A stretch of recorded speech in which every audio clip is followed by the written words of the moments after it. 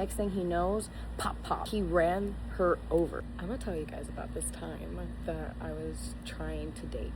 This was when I first started seeing Rusty. He didn't want anything serious, and so he kind of stopped talking to me. So I go to the dispensary one day. My bud tender was this cute bud tender that I had before.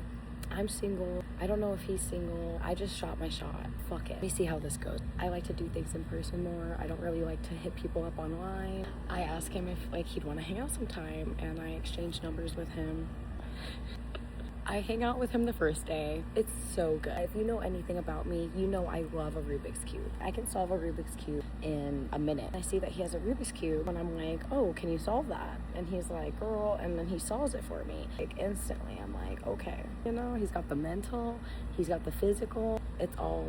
At this time, like, I'm really interested in taking things slow. I don't let guys come back over to my place. I don't sleep over anywhere. This hangout ends. We hang out another time. And then third time. This time I was like, okay, I'll sleep over his place. Just sleeping over is more intimate for me. And when I get there, the vibe's just off. And then he tells me, I had my wisdom teeth taken out and I'm on some medication right now. Okay, like that makes sense why you're kind of off.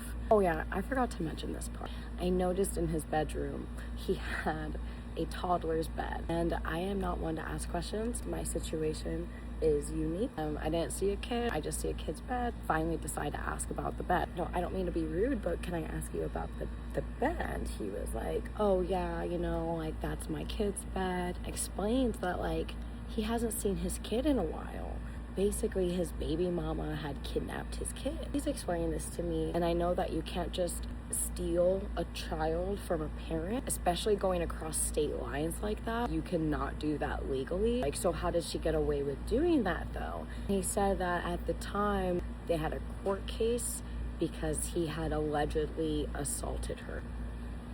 Girl, I was shook. And like all of this is coming out because he's on the medication. He starts opening up like a book. He's blaming her. He's saying that never happened, that never happened. Then he starts saying that the reason why it was in her favor is because he has a prior case. And I was like, well, what's the prior case? Explain that one to me. He was like, well, you know, I was in this long-term relationship with this chick. She ends up going to college in California. So he has to be long distance with her, which everything's kiki and everything's good. He's driving out to see her on the weekend. And then I guess one of the weekends, like her Facebook's left open and he goes through her Facebook and sees that she's been talking to guy. Tells me like he just gets pissed. He starts yelling at her. He gets in the car and he just sees red. Next thing he knows, pop, pop. He ran her over.